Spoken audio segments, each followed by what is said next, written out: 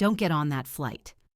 Those were the words I read, sitting in the airport departure lounge, while my husband Julian was on the phone. The words were scrawled in red ink on a cocktail napkin that a stranger, a flight attendant, had accidentally dropped onto my lap. My heart leaped into my throat when our eyes met and she whispered, "Trust me. Don't get on that flight, don't go with him.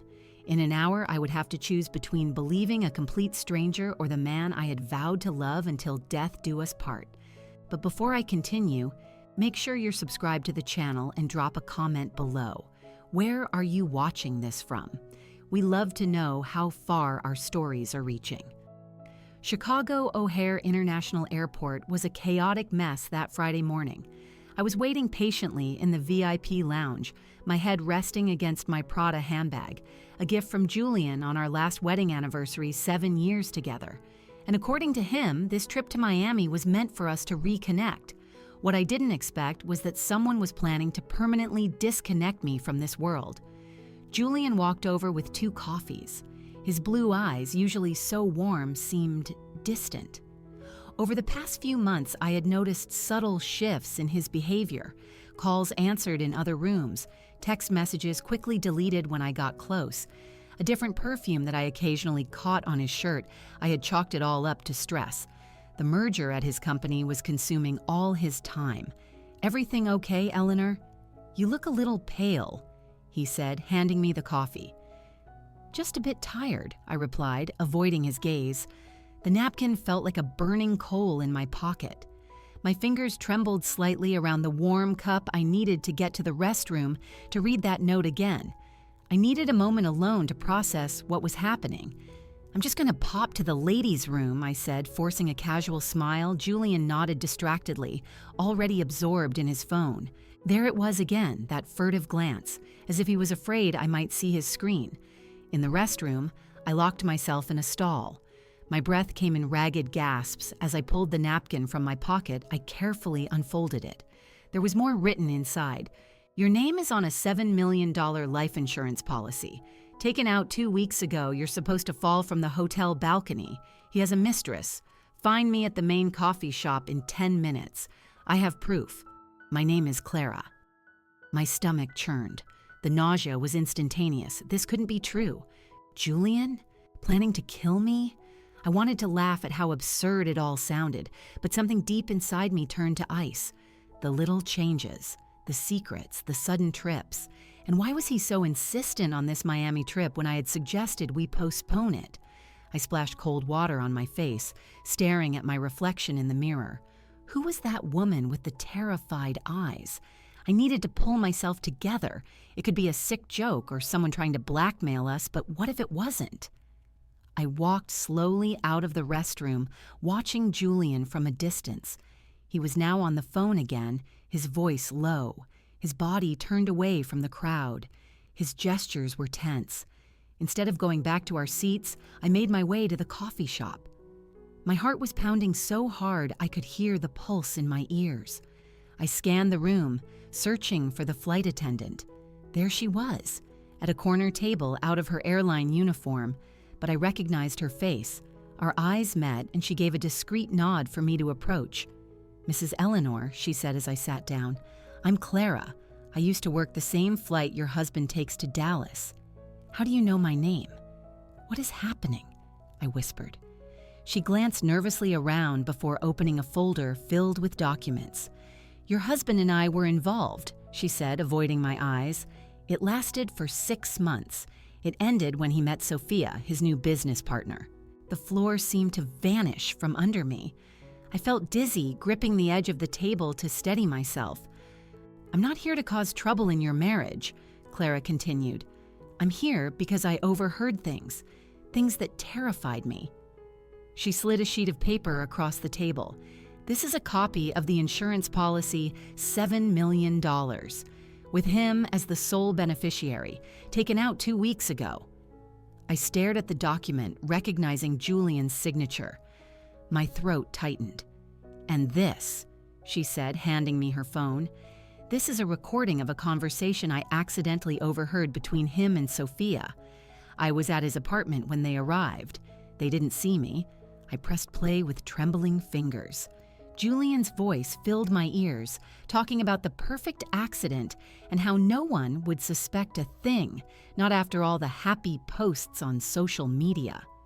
Sophia laughed, asking what they would do with the money afterward. Julian mentioned a house in Lisbon. Hot tears streamed down my face as the audio played on. It was really his voice. My husband, the man I thought I knew, coldly discussing how to get rid of me. "Our flight leaves in 40 minutes, I said, my voice barely a whisper. "What do I do?" Clara placed her hand over mine. "You can't go with him.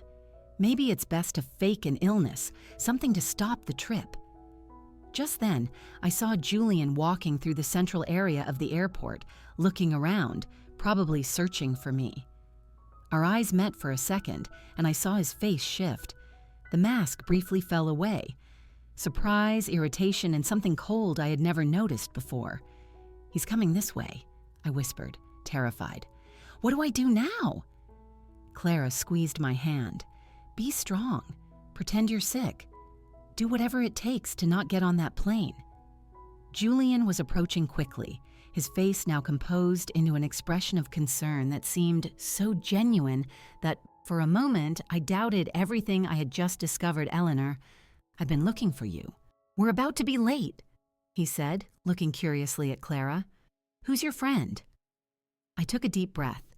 The next few minutes would decide if I lived or died. The human mind is astonishing in moments of crisis.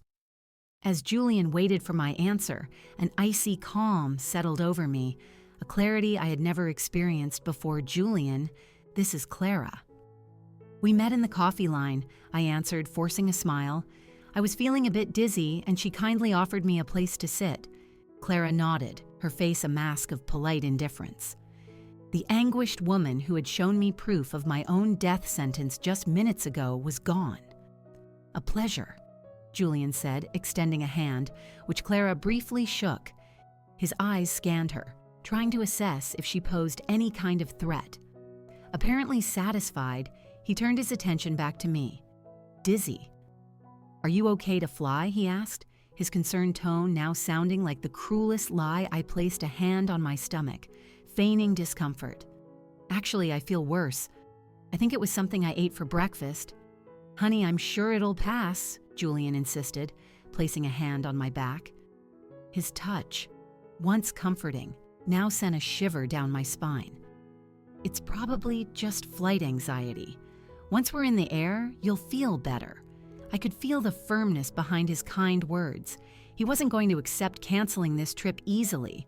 The plan was in motion, and any deviation would not be welcome. "I don't know, Julian. I really feel sick," I moaned, bending over slightly. "I think I need to see a doctor. There will be a doctor at the hotel if you need one," he replied, a slight edge of irritation creeping into his voice. "Come on. The flight is already in final boarding."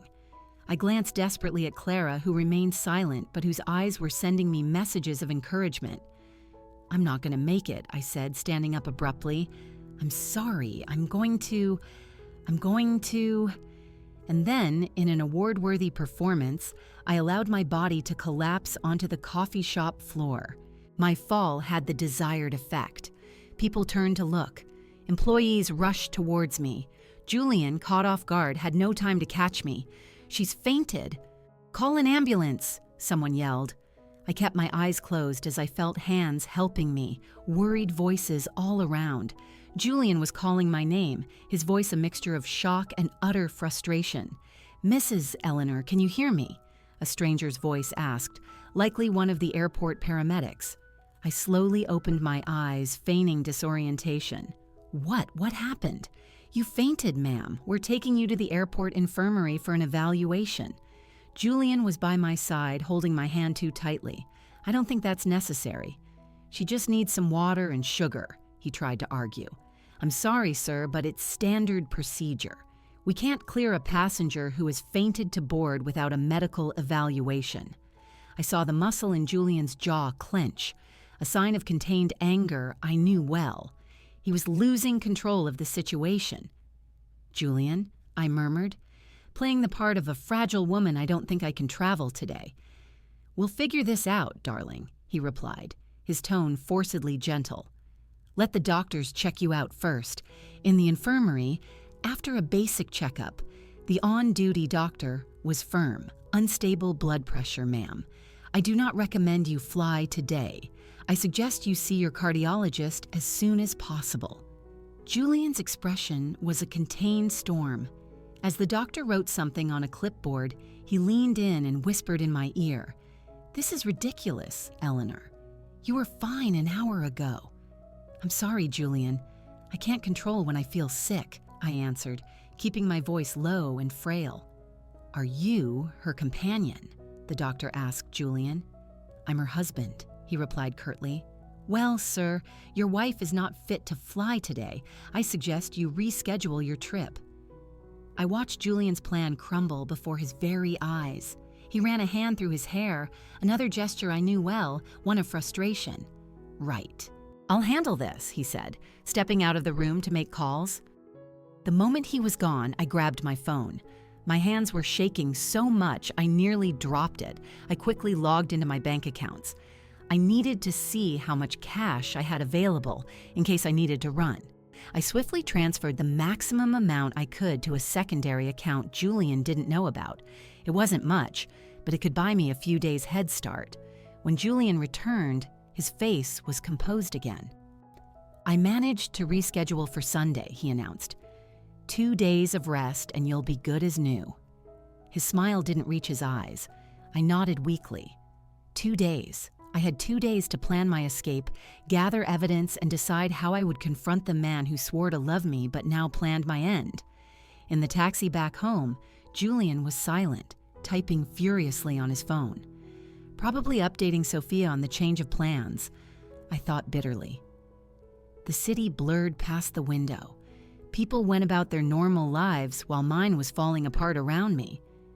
"Do you think it's anything serious?" he finally asked, without looking up from the screen.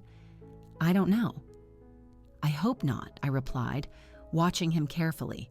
Was this genuine concern, or was he just calculating if my health problem would ruin his plans? We arrived at our apartment in Lincoln Park. The luxury condo that once felt like a sanctuary now seemed like a gilded cage. The walls that had witnessed our love now hid a deadly secret. Julian unlocked the door and went in first, dropping the suitcases in the entryway. "I'll make you some tea," he said, walking towards the kitchen. I stood frozen, watching the man who had become a stranger.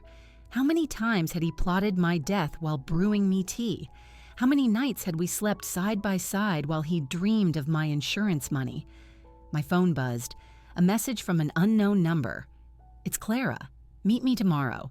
10 a.m. Water Tower Place, food court. I have more information. Be careful." I deleted the message immediately. Julian returned with a steaming mug. Chamomile. "It'll calm you down." I looked at the golden liquid. Was it just tea? Or... No. He wouldn't risk anything at home. The plan was the fall from the hotel balcony, a tragic accident far from the prying eyes of neighbors. "Thank you," I said, but didn't drink. I set the mug on the table. "I think I'm going to lie down for a bit." "Good idea," he replied, grabbing his coat. "I need to sort out a few things at the office since we didn't travel. I shouldn't be long. Probably going to meet Sophia," I thought. The moment the door closed, I ran to Julian's home office. I needed more proof. I needed to understand the full extent of his plan. His laptop was on the desk, but it was password protected. I tried a few obvious combinations. Our anniversary, his birthday, with no luck. Frustrated, I started searching the drawers. In the back of one, I found a folder hidden behind old documents. My heart nearly stopped when I opened it. There they were, the full insurance policy, a purchase agreement for a house in Lisbon, Portugal, and what made my blood run cold, a detailed study on fatal accidents on hotel balconies printed from the internet with handwritten notes in the margins. It was real. All of it was real. The night seemed endless. Locked in our bedroom, I feigned sleep when Julian came home. The scent of a woman's perfume clung to his shirt as he lay down beside me. I remained motionless, controlling my breathing as he checked messages on his phone. A few minutes later, his soft snores told me he was asleep. I slipped out of bed without a sound. I took my phone and locked myself in the bathroom. With trembling hands, I opened my email and sent myself photos of the documents I had found I needed a backup, something in the cloud out of his reach. Then I sent a message to Clara, found more proof, the full policy and plans for a house in Lisbon. The reply came almost instantly. Good. Bring it all tomorrow. You'll need it for the police. Police. The word echoed in my mind, reporting my own husband for attempted murder. How did we get to this point? I remembered our wedding, 7 years ago, in a chapel by the sea. Julian crying as he saw me walk down the aisle. Was it all a lie? Or did he change along the way, seduced by money and another woman? I crept back into bed, staying on the very edge, as far away from him as possible. The man breathing peacefully beside me was no longer my husband. He was my potential murderer. I woke with a start at 6 a.m. I didn't remember falling asleep. Julian was still sleeping soundly. I got up quietly and went to the kitchen to make coffee. I had to maintain a sense of normalcy, not raise any suspicion. As the water heated, I looked out our 20th floor apartment window. The view over Lincoln Park was stunning, the city stretching to the horizon, the lake in the distance. A view many would pay millions for Julian would pay with my life. "You're up early." His voice made me jump. He was standing in the kitchen doorway, hair messy, eyes watchful. "Couldn't sleep well," I replied, pouring coffee into 2 mugs. "How are you feeling today?" he asked, accepting the cup I offered. "Better?" I lied. "I think it was just exhaustion." "That's great. I'll reschedule our flight for tomorrow then." "No," I exclaimed too loudly. He raised an eyebrow, surprised, I continued, more calmly. "Let's wait until Monday. I want to see my doctor first, just to be sure." Julian studied me for a moment, as if trying to figure out if I was hiding something.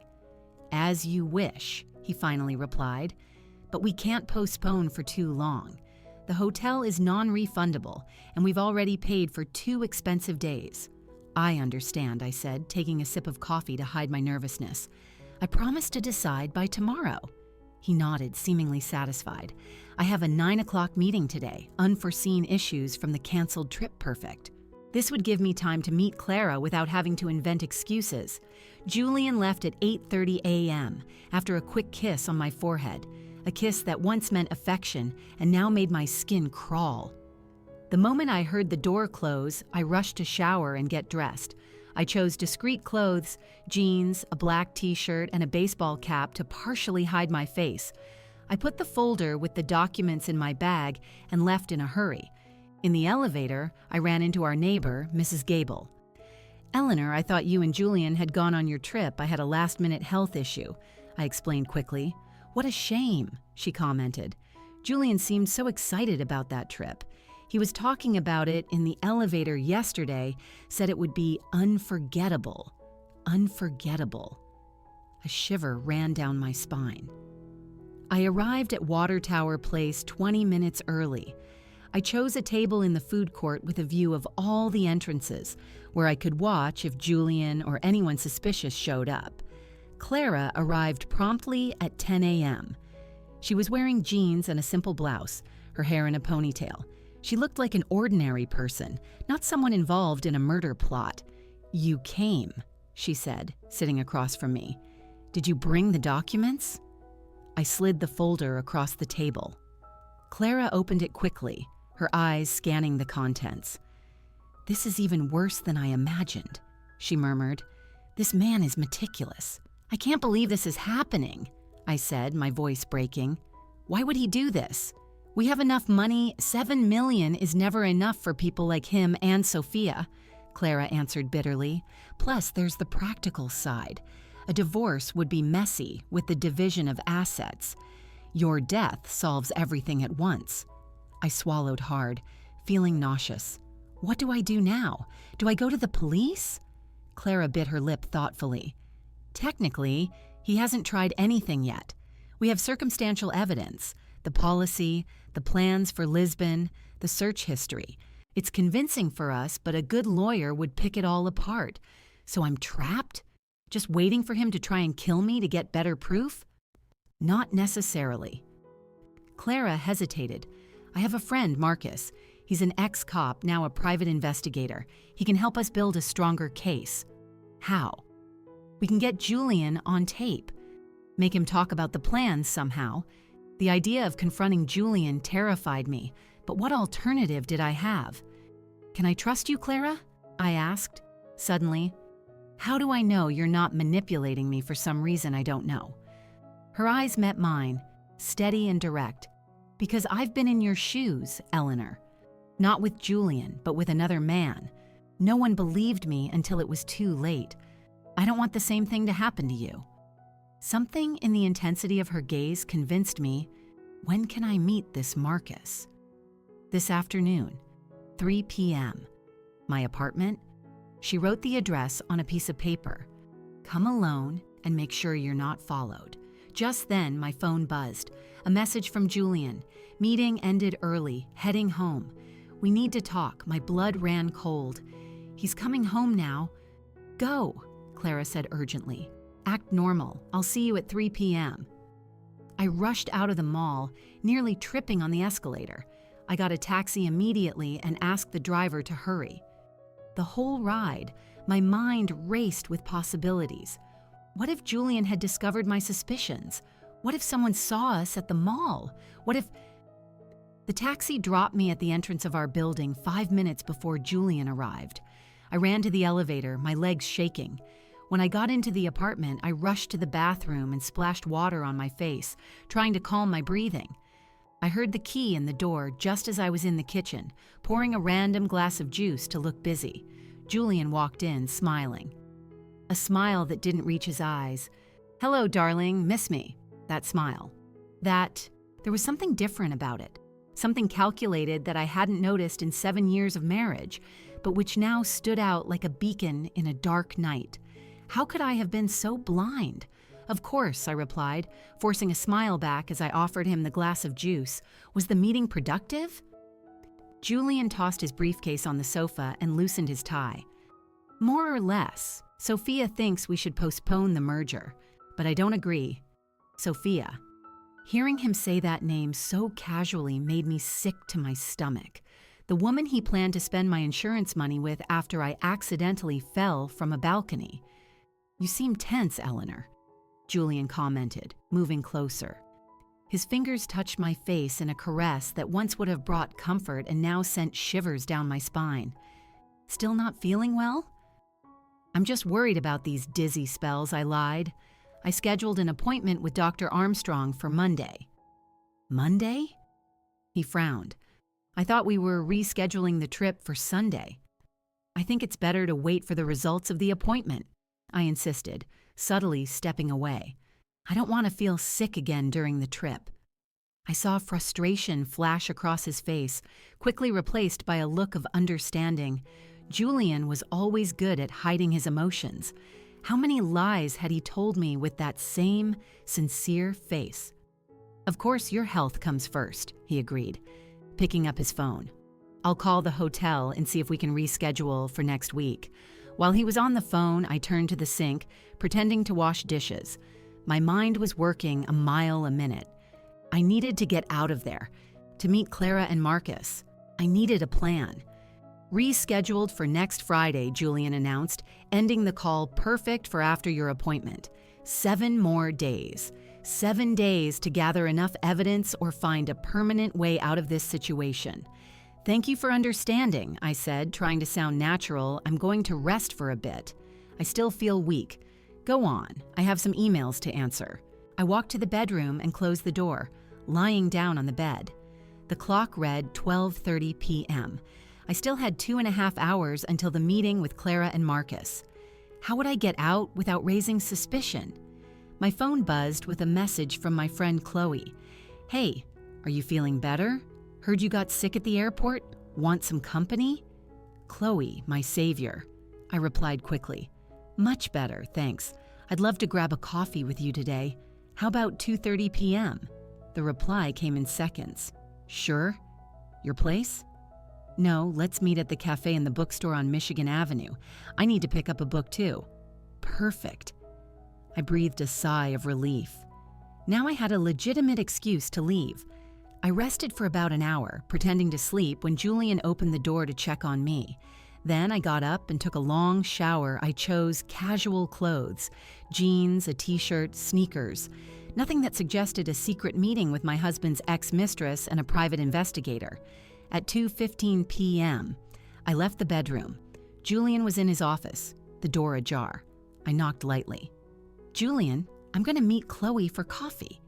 She heard I was sick and is worried. He looked up from his computer screen, evaluating me. Are you sure you're up for going out? I thought you were resting. I'm better now. And Chloe always cheers me up. He nodded slowly. All right. Don't be too long. I was thinking of ordering that pizza you like for dinner. Perfect, I smiled, ignoring the pang of pain at the thought that this could be our last normal dinner. I'll be back before 6 p.m. I left quickly. Before he could ask any more questions, in the elevator I sent a message to Chloe confirming our meeting and then one to Clara. On my way, I took a taxi and asked the driver to drop me 2 blocks before Clara's address.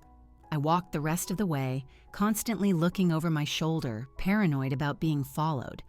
The apartment was in a discreet building in a quiet neighborhood. I rang the bell, my heart racing. Clara opened the door. Behind her, a middle-aged man with graying hair and a posture that screamed military training watched me intently. Come in quick, Clara said, checking the empty hallway before closing the door. Eleanor, this is Marcus. Marcus extended his hand. His grip was firm, confident. Mrs. Eleanor, Clara has explained your situation. I'm very sorry you're going through this. Thank you for helping me, I replied, still unsure about trusting complete strangers. What can we do? Please sit. Marcus pointed to the sofa. I've reviewed the documents Clara showed me. The situation is serious, but we need to be strategic. I sat, my hands trembling slightly. What do you suggest? Marcus opened a laptop. First, we document everything we have. The insurance policy, the documents for the house in Lisbon, the searches for accidents on balconies. It's strong circumstantial evidence, but not conclusive. He looked at me directly. We need a confession. How could we get that? I asked. By recording a conversation where he reveals his intentions, Marcus showed me a small device, the size of a button. This is a high-sensitivity microphone. We can hide it in your clothes. I swallowed hard. You want me to confront Julian? To accuse him? Not directly, Clara intervened. That would be too dangerous. We need to be more subtle. Marcus nodded. Exactly. I suggest an indirect approach. Rescheduling the trip for next week is perfect. You can mention that you spoke with the insurance agent about some details of the policy. Say he commented on how unusual it is to increase the value so much in such a short time. We'll observe how he reacts, Marcus continued. If he gets defensive or tries to explain, keep probing. Ask about plans for after the trip. Mention Lisbon casually as a destination you could visit one day. The idea of putting myself at risk like that terrified me, but I understood the logic. What if he just denies everything? Denial is also a telling reaction, Marcus explained, especially if he gets nervous or irritated. The tone of voice, body language, all of that counts. Clara sat beside me. Eleanor, we know it's scary, but it's safer to get evidence while he still thinks you don't suspect anything. And what about Sophia? I asked. She's involved too. One thing at a time, Marcus replied. Once we have proof against Julian, we can focus on her. She'll probably try to save her own skin and incriminate him even more. I was silent for a moment, considering my options. I thought about the man I had loved for 7 years, the promises we made, the memories we built. How did we get to this point? Is there another option? I finally asked. You can report him now, Marcus said, honestly. But with the current evidence, the police will likely just conduct initial questioning. He'll deny everything. He'll hire a good lawyer, and the investigation could drag on. In the meantime, he'll know you found him out, and he might. He stopped, not wanting to complete the obvious thought. He might try something more direct, I finished, a chill running through me. Marcus nodded gravely. Unfortunately, yes. Clara squeezed my hand. We're here to help, Eleanor. You're not alone. I took a deep breath. Okay, let's do it. But how do I ensure my safety while we try to gather more evidence? I have to go back home, sleep next to him. That's crucial, Marcus agreed. From now on, some basic rules. Don't eat or drink anything he offers you directly. Keep your phone with you at all times. Avoid situations where you're alone in dangerous places, like balconies or stairwells. He picked up another device. This is a panic button. Press it for 3 seconds in an emergency. It's connected to my phone. I'll be there in 15 minutes. No matter the time I accepted the small device, a mix of gratitude and fear washing over me. And there's something else, Marcus said, hesitating briefly. We need to consider the worst-case scenario. If Julian suspects you know, he might try to move up the plan. What do you mean? We need to have an escape plan ready. A place you can stay that he doesn't know about, enough money for a few weeks. Essential documents. The reality of my situation hit me like a ton of bricks. I might have to abandon my home, my life, everything I knew, just to survive. I'll take care of that today, I replied firmly. Clara opened a drawer and took out a small box. Here's the microphone. Put it on a piece of clothing you'll wear tonight, under the collar of a blouse, for example. The battery lasts 72 hours. What about the files I took from the office? He might notice they're missing. You photographed everything, right? Marcus asked. Then we can put them back. It's better if he doesn't realize you found them. I looked at the clock. 4:30 p.m. I needed to get back soon. When do we meet again? Tomorrow, same time, Clara replied. We'll bring the equipment to record the main conversation about the trip. Before I left, Marcus gave me one more piece of advice. Eleanor, the most important thing now is to act naturally. Any drastic change in your behavior could alert him. Try to maintain your routine as hard as it may be. I nodded, knowing it would be the most difficult role of my life. On my way back, I met Chloe at the bookstore as planned. I bought a random book to support my story, and we chatted for a few minutes. She noticed my state, but attributed it to the recent illness. I returned home at 5:45 p.m., carrying the new book and the overwhelming weight of my secret. The microphone was hidden in the collar of the blouse I would wear for dinner. Julian was on the sofa, casually watching TV. Hey, honey, how was Chloe? Good, I replied, trying to sound normal. Did you order the pizza yet? Not yet, I was waiting for you. I put my bag in the bedroom, discreetly stashing the panic button in my nightstand drawer.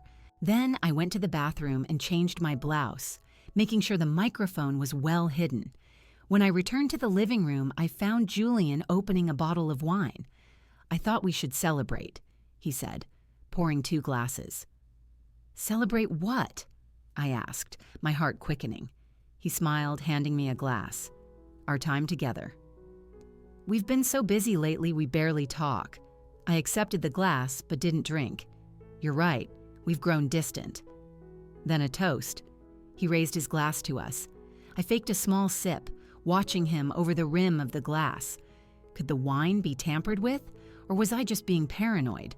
I'll order the pizza, he said, picking up his phone.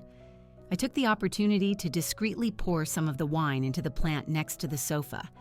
During dinner, I tried to act normal. We talked about trivial things, the new book I bought, a movie we wanted to see, plans for the weekend. You seem distant, Julian commented suddenly. Are you sure you're okay? Just tired, I replied, and worried about this sudden illness. Julian studied me for a moment. You know, I was thinking, what if it's not just stress? What if it's something more permanent? Like what? He smiled, taking my hand. Wouldn't it be wonderful if it was a baby? The slice of pizza stopped halfway to my mouth.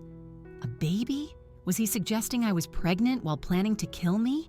Did the cruelty of this man have no limits? I don't think that's it, I replied, trying to control my voice. My cycle is normal. You never know, he insisted, caressing my hand. We could get a test tomorrow. I nodded vaguely, unable to continue that macabre conversation. After dinner, Julian suggested we watch a movie. We sat on the sofa, his arm around me. Every touch now repulsed me, but I forced myself not to pull away. This movie has an amazing scene, Julian commented casually as we watched a thriller, a fall from a tall building. The director shot it from an angle that makes you feel the vertigo. My blood ran cold. Was it an innocent comment or was he testing me? I don't really like scenes like that, I replied. They make me feel sick. Julian laughed softly. Vertigo is a strange thing, isn't it? Just one moment of imbalance and it's all over. I didn't answer. The microphone on my blouse was capturing every word, every veiled insinuation.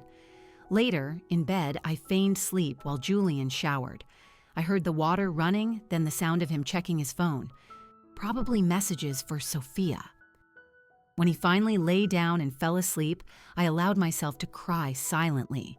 The tears streamed down my face as I stared at the ceiling, thinking about how my life had turned into a nightmare in less than 24 hours. Beside me slept a stranger, a man who planned my death while talking about babies and toasting to our future. Sunday dawned gray, matching my mood. I woke up before Julian, watching him sleep. He looked so normal, so peaceful. How could someone hide so much darkness behind such a common facade? I got up quietly and went to the kitchen. While making coffee, I reflected on everything that had changed. Yesterday morning, I was still living in ignorance, believing I had a solid marriage. Now, every minute was an exhausting performance, a deadly game. Julian appeared in the kitchen, hair disheveled with a sleepy smile. "Good morning, love." He came up behind me, wrapping his arms around my waist. I suppressed the urge to pull away. "Did you sleep well?" I asked, pouring coffee into 2 mugs.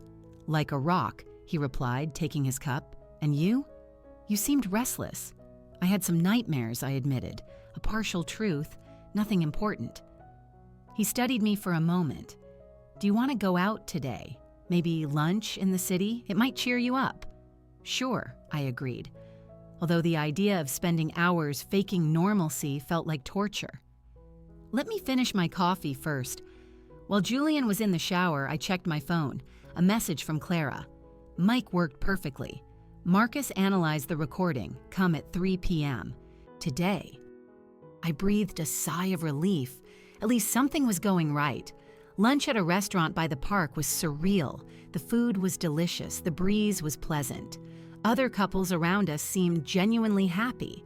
Julian was charming, attentive, making jokes that in another context would have made me laugh. It was as if we had gone back in time to the days when I didn't know his true nature. "What are you thinking about?" he asked. Noticing my silence about the trip, I replied, "Testing the waters. Do you think the hotel in Miami will be comfortable?" "It's one of the best," he said, a little too enthusiastically ocean view, private balcony in every room. "You'll love it." Private balcony. The word sent a shiver down my spine. "Sounds perfect," I commented, taking a sip of water. "By the way, I got a call from the insurance agent yesterday." Julian froze momentarily, his fork halfway to his mouth. "Really? What about?" "Just confirming some details of our policy," I continued casually. "I found it strange, actually. I didn't know we had increased the insured value so much recently." His eyes narrowed almost imperceptibly. "It's routine, Eleanor. We need to update it regularly as our assets grow." $7 million seems like a lot, I pressed. The agent even mentioned it's unusual for such a sudden increase. Julian put down his cutlery, a tense smile on his face. "Since when are you interested in insurance details? You always left that to me." "I was just curious," I shrugged, "especially since only my name is listed as insured. Yours wasn't updated." His hands balled into fists for a second. Then they relaxed. A bureaucratic issue, I've already asked them to update my part too. A lie. He had no intention of putting himself as an insured party. I see, I replied, deciding not to push further for now. How about dessert? The rest of the lunch was spent in superficial conversation. Julian seemed normal to anyone who didn't know him well, but I noticed his tension. The slightly clenched jaw, the frequent glances at his watch, his fingers drumming on the table. We got home around 2 p.m. I needed an excuse to leave again and meet Clara and Marcus Julian. I forgot to buy the anti-dizziness medication the doctor prescribed, I said as I put away my bag. I'm just going to pop to the pharmacy. Do you want me to go? He offered solicitously. No need. I'll take the opportunity to stretch my legs. The weather is nice. He nodded. All right, don't be long. I was thinking we could watch that movie you wanted to see. I'll be back soon, I promised, grabbing my bag again. In the elevator, I breathed a sigh of relief. Every minute away from him was a reprieve. I left the building and walked a few blocks before taking a taxi to Clara's apartment. Marcus was already there when I arrived, analyzing recordings on the laptop. How did it go? Clara asked, leading me to the sofa. Tense, I answered honestly. I brought up the insurance at lunch. He got visibly uncomfortable. Marcus nodded with satisfaction. We heard. The mic captured everything perfectly. He turned the laptop so I could see. Here's the voice analysis. These lines show the stress level when you mention the insurance. It's crystal clear. I looked at the graph, seeing clear spikes when I mentioned the agent and the policy value. Is this enough? I asked, hopeful.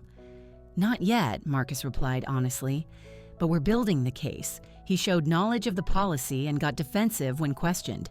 It's a start. Clara handed me another device, smaller than the last one. This is a more sensitive microphone for tonight.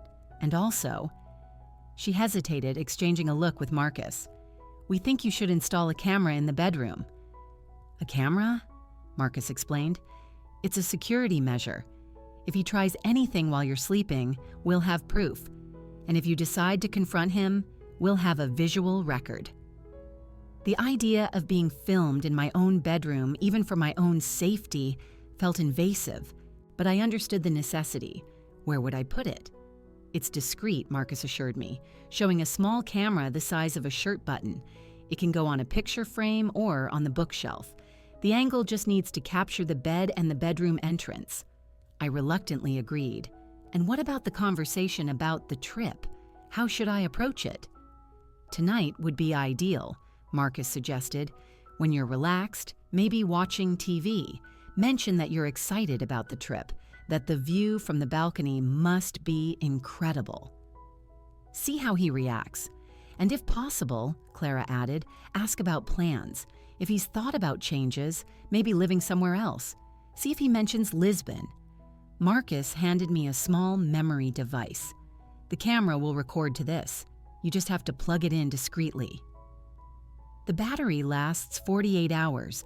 I looked at the devices in my hands, tools to incriminate the man I had shared my life with. A wave of sadness washed over me. I know it's hard, Clara said softly, noticing my expression. But remember what's at stake. What if he finds out? I asked, voicing my biggest fear. What if he realizes what we're doing? Marcus leaned forward, his eyes serious. That's why we've prepared a plan B. If you feel threatened at any point, use the panic button and have a bag ready with the essentials. Documents, money, some clothes, hidden where he can't find it. I have a friend who can take me in, I commented, thinking of Chloe. She didn't know anything yet, but she would trust me if I asked for help perfect. Don't tell her the details yet, but have the address ready, Marcus agreed. Now let's go over what you're going to ask tonight. We spent the next hour crafting seemingly innocent questions that could incriminate Julian. When I left Clara's apartment, I felt like a spy in training, terrified but determined. On the way back, I stopped at the pharmacy to support my story and bought some random anti-dizziness medication. I also stopped at a department store and bought a small travel suitcase, not for Miami, but for my possible escape. When I got home, Julian was on the sofa watching a football game. He seemed perfectly normal, carefree. Had I imagined it all? Was it possible Clara was manipulating me for some dark reason? No. The evidence was real. The documents, the recordings, everything confirmed my suspicions. "You were a while," he commented without taking his eyes off the TV. "Did you find the medicine?" Yes, I showed him the pharmacy bag, and I took the opportunity to buy a new suitcase for the trip. My old one was worn out. This got his attention. "So you're excited to go?" I forced a smile. "Of course. After my appointment tomorrow, I'm sure I'll be cleared to travel." Julian smiled, looking genuinely happy. Or was he just an excellent actor? "I'm going to put my things away," I said. Getting up in the bedroom, I discreetly positioned the camera on the bookshelf between some books, with a clear view of the bed and the door. I placed the microphone on a clean blouse and mentally prepared myself for the most important night of my life, a night that could either save me or condemn me. The evening unfolded with agonizing slowness.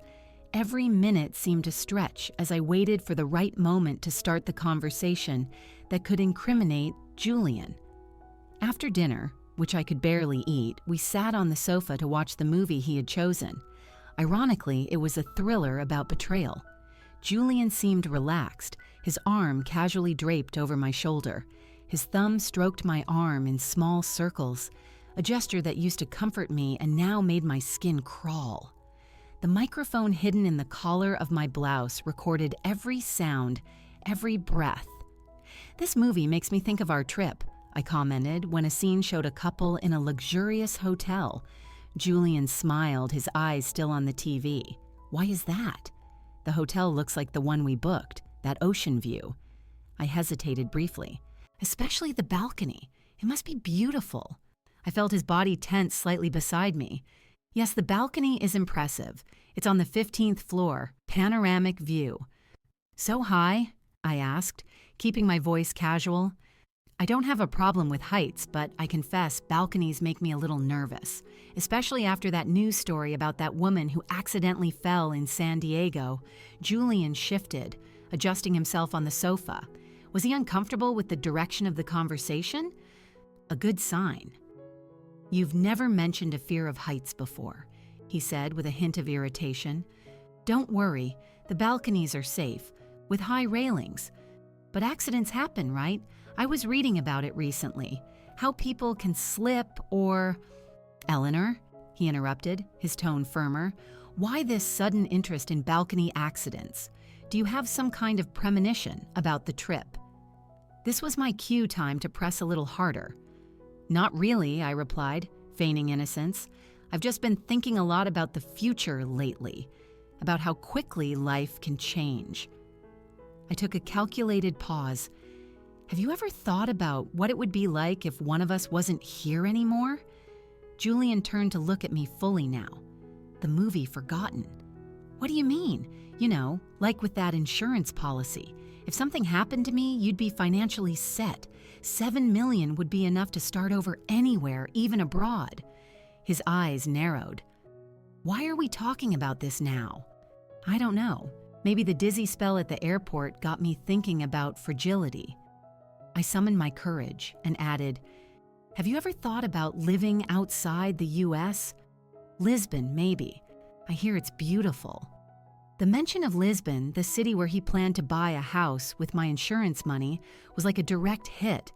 Julian's face visibly paled. His hands, once relaxed, were now tense, fingers pressed into his palms. Lisbon? Why Lisbon specifically? His voice was controlled, but I detected the underlying tremor. "I don't know. It just seems like a nice place to start over," I said, holding his gaze, "to leave the past behind." A tense silence settled between us. Julian was studying me as if trying to read my thoughts. Finally, he managed a forced smile. "You're being strange today, Eleanor. Maybe it's the medication." He stood up abruptly. "I'm going to get a glass of water." When he left the room, I took a deep breath, trying to control my racing heart. His reactions were telling. The discomfort when talking about balconies. The shock at the mention of Lisbon. The microphone had captured everything: his altered breathing, his defensive tone. Julian returned with 2 glasses of water. He handed one to me, watching me intently as I drank. "Maybe we should go to bed," he suggested. "You have an early appointment tomorrow, don't you?" "Yes," I agreed, grateful for the chance to end the tense conversation. "I'm really tired." In the bedroom, the small camera hidden on the shelf silently filmed as we prepared for bed. Julian seemed lost in thought, his movements mechanical as he changed and brushed his teeth. We got into bed, and he turned his back to me. I lay motionless, eyes open in the darkness, all my senses on high alert. After a few minutes, I heard his breathing become slower and more regular. Was he asleep? I couldn't risk it. I closed my eyes, forcing myself to breathe evenly, feigning sleep. Around midnight, I felt Julian move in the bed. I kept my eyes closed, but my tense muscles were ready to react. He got up silently and left the room. I opened my eyes, listening to his soft footsteps in the hallway. Where was he going? A few minutes later, I heard his muffled voice coming from the office. He was on a call, probably to Sophia. Although I couldn't make out specific words, the urgent tone was unmistakable. He returned about 20 minutes later, sliding carefully under the covers. I continued to feign sleep, my heart pounding so loudly I was afraid he could hear it. For another 2 hours, I lay awake, alert to his every move. When I finally fell asleep, it was a light, restless sleep, filled with nightmares of falling from high balconies, screaming as Julian and an unknown woman watched, laughing. I woke with a start at 5:30 a.m. Julian wasn't in bed. I sat up quickly, alarmed, just as the bathroom door opened and he walked out, already dressed. "You're up early," I commented, trying to sound casual. "I have a 7 a.m. meeting," he replied, fixing his tie. "Unforeseen issues from the postponed trip. Will you be okay to go to your appointment alone?" "Of course." I nodded, watching him closely. There was something different in his eyes, a cold determination that wasn't there yesterday perfect. He leaned in to give me a quick kiss on the forehead. "Call me after to tell me what the doctor said." After Julian left, I got up immediately. Something wasn't right. A 7 a.m. meeting? He had never mentioned it before. And why the rush? I ran to the office, checking if he had taken the documents I had found earlier. The folder was still there, apparently untouched. But when I opened it, I noticed that some papers were in a slightly different order. He had been through the documents and tried to cover his tracks. My phone buzzed with a message from Clara. "Come now, urgent." I dressed quickly. I took the small camera and the microphone and left the apartment. In the elevator, I received another message, this time from an unknown number. "Mrs. Eleanor, this is Marcus. We intercepted a conversation. Your husband has moved up his plans. Do not go back home." My blood ran cold. Had he found me out? Was he planning something for today? I took a taxi straight to Clara's apartment. Marcus opened the door, his expression grave. "What happened?" I asked, rushing inside. "We managed to remotely access Julian's phone last night," Marcus explained, leading me to his laptop. A call was made at 12:47 a.m. to Sophia Acosta. He pressed play on an audio file. "She knows." I heard Julian's tense voice. "I don't know how, but she knows. She mentioned the policy, Lisbon, even the house. This is not a coincidence." "Are you sure?" A female voice, presumably Sophia's, replied. "Maybe it's just vague suspicions." "I can't risk it," Julian retorted. "She was testing me today, asking questions about balconies and accidents. We need to move up the timeline. How? We can't wait for the trip. It has to be today. I'll convince her to take some of that anti-dizziness medication. It's strong enough to disorient her. Then it's just a matter of getting her to the building's rooftop, a domestic accident. Less ideal than the hotel, but we have to adapt." My knees buckled. Clara caught me, helping me sit on the sofa. My voice failed me. "He's going to try today." Marcus nodded gravely. "That's why you can't go back home. We're going to the precinct right now. We have enough evidence." "What if they don't believe us?" I asked. terrified at the possibility of not having enough proof. What if it's his word against mine? "We have concrete evidence," Marcus stated, showing me an organized folder. The recording from the house. The recording of this phone call. The policy documents. The records of his computer searches on fatal accidents. The purchase contract for the house in Lisbon. The recordings of your conversations where he reacts nervously to your questions. It's much more than just words. Clara held my hand. "Eleanor, we need to go now." "Julian realized you've found him out. He's desperate, which makes him extremely dangerous." I was still processing the horror of the situation when my phone rang. Julian. I showed the screen to Marcus, who nodded, signaling me to answer and put it on speaker. "Hello," I answered, trying to sound normal. "Eleanor, where are you?" Julian's voice sounded falsely concerned. "I went to Dr. Armstrong's office and he said you didn't have an appointment scheduled." My heart raced. He was tracking me. "Oh, that was a mistake," I improvised quickly. "The appointment is at the hospital, not the private office. I'm in the waiting room now." "Which hospital?" He insisted. "I'll meet you there." Marcus shook his head vigorously, signaling for me to refuse. "No need," I replied. "They're about to see me. I should be done soon, Eleanor." His voice hardened. "Where are you, really?" A tense silence settled. The mask had fallen. "I'm with friends, Julian," I finally replied, abandoning the charade. "I know everything. About the policy, about Lisbon, about you and Sophia planning to throw me off a balcony. It's over." Another silence. Then a cold laugh I had never heard before. "Do you really think you have proof?" he asked, his voice dripping with contempt. "All you have are paranoid suspicions. No one is going to believe you. I have more than you can imagine," I retorted, courage growing inside me. "Including your conversation with Sophia last night about drugging me and taking me to the rooftop today." That caught him by surprise. The silence that followed confirmed everything. "You don't know who you're dealing with," he finally threatened. "Come home now and we'll talk.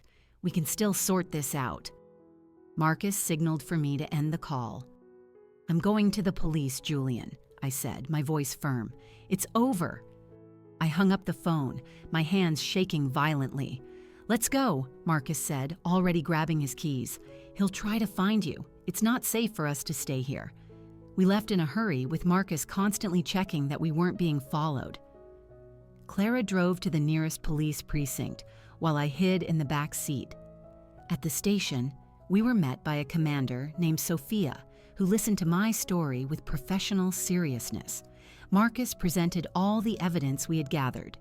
"This is extremely serious, Mrs. Eleanor," Commander Sophia said, after reviewing the documents and listening to the recordings. "I am immediately issuing a protective order against your husband and opening an investigation for attempted homicide." "Is he really going to be arrested?" I asked, incredulous. "With this evidence, yes," she confirmed. "I am dispatching a team to locate him and Ms. Sophia Acosta right now." While a police team went out to arrest Julian, the commander briefed me on the next steps. I would need a safe place to stay, as my apartment was no longer an option. "I have a friend who can take me in," I said. "Thinking of Chloe Perfect," the commander replied. "I'll assign an officer to escort you there as a precaution." I called Chloe. Briefly explaining the situation, she was shocked, but didn't hesitate to offer me refuge. "Come immediately," she insisted. "I'll be waiting." While waiting for the officer who would escort me, I received another call, unknown number. I showed it to the commander, who nodded, suggesting I answer on speaker. "Hello? Mrs. Eleanor? This is the doorman from your building. Sorry to bother you, but something strange just happened. Your husband arrived very agitated. He went up and then came down with several suitcases. It looked like he was running away. I thought I should let you know." I exchanged alarmed glances with the commander, who immediately took the phone. "Sir, this is Commander Sophia. Do you know where Mr. Julian was headed? He urgently requested a taxi. I heard him tell the driver to go to Midway International Airport." The commander thanked him and hung up, alerting her team by radio. We'll intercept him at the airport. He won't get far." The next 3 hours were a whirlwind of emotions and adrenaline. The commander received confirmation that Julian had been detained at the airport, trying to board a flight to Madrid with a fake passport. Sophia was arrested at her home while packing her own bags. When I finally arrived at Chloe's apartment, escorted by an officer, I burst into tears. Not of fear or sadness, but of relief. The nightmare was over. The man who swore to love me but planned my death would face justice. That night, lying in Chloe's guest bed, I reflected on how a single message on a napkin had changed my destiny. If it weren't for Clara, for her courage in warning me, I would probably be dead in a few days. Life is made of decisive moments, choices that seem small but determine everything. That morning at the airport, when I chose to trust a stranger's warning instead of my husband's false concern, I chose to live. 2 days later, I visited Clara at her apartment. Marcus was there too. "I came to thank you," I said, hugging her tightly. "You risked everything to save me." Clara smiled, emotional. "When I found out what Julian and Sophia were planning, I couldn't stand by. I've seen stories like this end in tragedy before." "How did you find out?" I finally asked, the question that had been nagging at me. Clara and Marcus exchanged a look. It was he who answered. "Clara is my sister," Marcus revealed. After she ended things with Julian, she remained suspicious that something was wrong. The pattern was familiar to us. "Familiar?" I repeated, confused. Clara took a deep breath. "Our mother died in a domestic accident when we were teenagers. Years later, we discovered that our father had planned everything to collect the insurance money. He's still in prison today. The revelation hit me like a punch. So when I realized what Julian was planning, she completed, I couldn't let it happen again, especially because I felt partially responsible. If I hadn't gotten involved with a married man, maybe I never would have discovered his plan. You made up for it by saving me," I affirmed, squeezing her hand. "And don't blame yourself. Julian is the only one responsible for his actions." A month passed. The investigation was concluded, and Julian and Sophia were formally charged with attempted murder and fraud. The evidence was overwhelming, and both remained in custody. My life was being rebuilt piece by piece. I started the divorce process. I sold our apartment, filled with false memories, and began looking for a new place to live. I went back to my job at the publishing house, where my colleagues welcomed me with affection and understanding. The case gained notoriety in the media. Newspapers and TV shows told the story of the killer husband and the wife who escaped. I declined most interview requests, but agreed to participate in a special on domestic violence and abusive relationships. If my experience could help other women recognize the danger signs, it would be worth sharing. Clara and I developed an unlikely friendship, born from the most extraordinary circumstances. She became a pillar of support during the legal process, understanding like no one else what I was going through. 6 months later, sitting in a cafe overlooking a plaza in the city, I opened a letter that had arrived that morning. It was from the court, informing me that the trial date for Julian and Sophia had been set. In a few weeks, I would face them again, this time in a courtroom. The waitress approached, smiling gently. "Another coffee, ma'am?" I looked up from the paper, noticing the beauty of the sunny afternoon, the sound of the fountains, the taste of the life that was almost stolen from me. "Yes, please," I replied, returning the smile. "And a piece of cake. I'm celebrating." "Any special occasion?" she asked, curious. I carefully folded the letter and put it in my bag. "A second chance," I replied simply, "a second chance to live." As I watched the horizon where the sky met the buildings in a perfect line, I felt a peace I hadn't experienced in a long time. Julian's betrayal had shattered my trust, but not my essence. The pain would fade with time, the scars would remain, but I was alive thanks to a napkin, a brave stranger, and my own refusal to be the perfect victim. Life rarely follows the script we imagine. Sometimes it's interrupted by brutal twists that test our limits. What matters isn't the fall, but how we choose to get up after it. And I had chosen to get up stronger,